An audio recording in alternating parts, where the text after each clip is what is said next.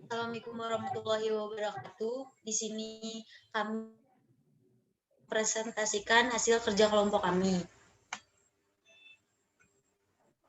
Pengkajian pada lansia. Kelompok 7, anggota Sinta Desyanti, NIM 2001066161, Cynthia Hasana 20106165.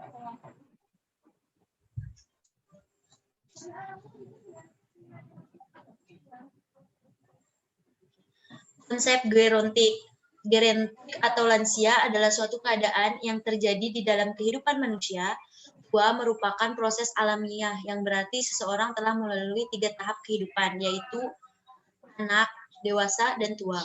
3 tahap ini berbeda, baik secara biologis maupun psikologis. Memasuki usia tua berarti mengalami kemunduran.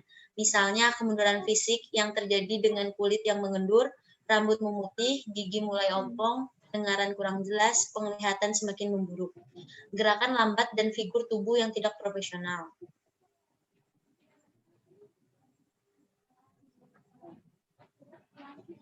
Batasan-batasan lanjut usia. Ada beberapa sumber batasan lansia yang ada di dalam buku Fadilah 2013, diantaranya batasan umur lansia menurut Organisasi Kesehatan Dunia WHO, lanjut usia meliputi 1. Usia pertengahan, disebut dengan middle age, ialah kelompok usia 45 sampai 59 tahun. Kedua, lanjut usia yang disebut elderly, antara 60 sampai 74 tahun. Ketiga, ada lanjut usia tua atau old, antara 75 sampai 90 tahun. Keempat, ada yang sangat tua, yaitu very old, di atas 90 tahun.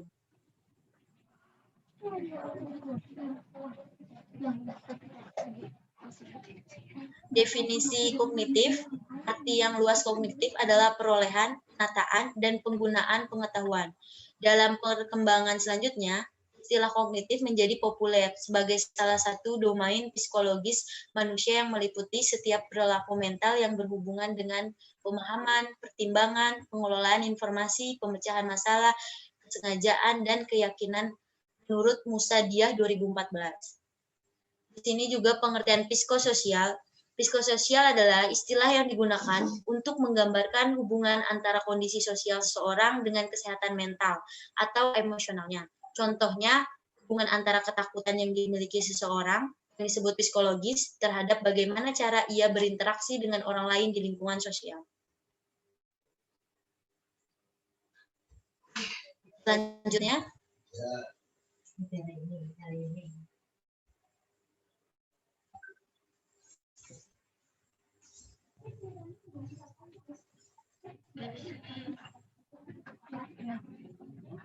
bisa. Iya.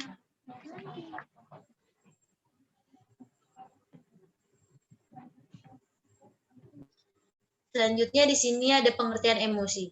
Emosi diartikan sebagai dari reaksi terhadap situasi tertentu yang dilakukan tubuh.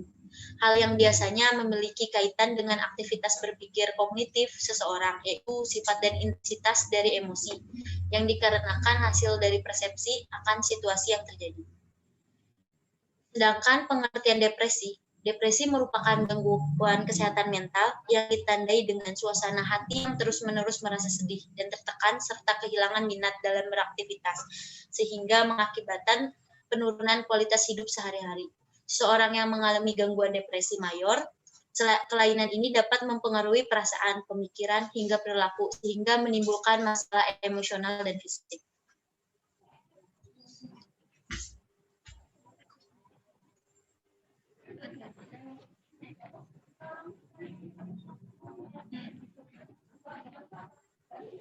Baik, saya akan melanjutkan tentang pengkajian pada lansia.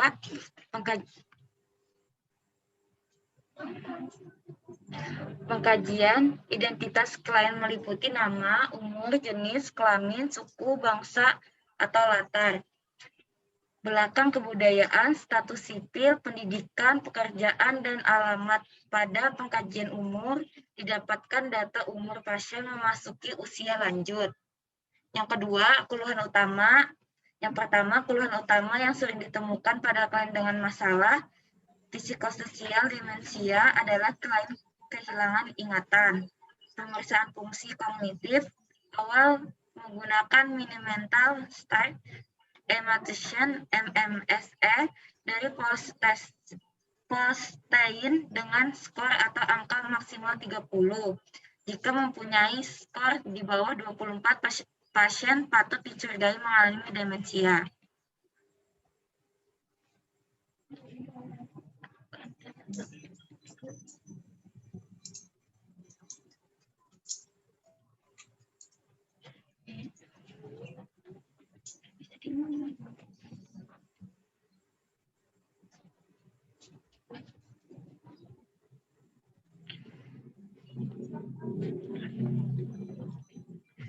Yang ketiga, pemeriksaan fisik, keadaan umum klien lansia yang mengalami masalah psikologis,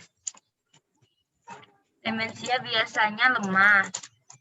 Berikutnya, diagnosa keperawatan menurut Kusharyadi 2011, diagnosa yang muncul pada kasus demensia yaitu yang pertama, perubahan proses pikir. Yang kedua, perubahan persepsi and sensori.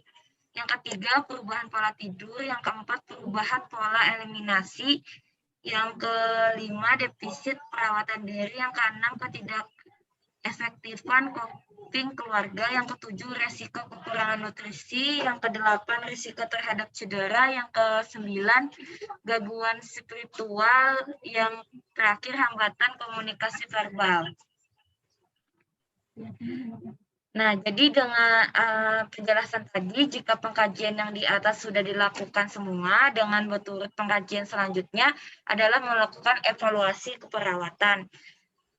Evaluasi perawatan itu juga kegiatan yang dilakukan untuk menilai keberhasilan rencana tindakan yang telah dilaksanakan.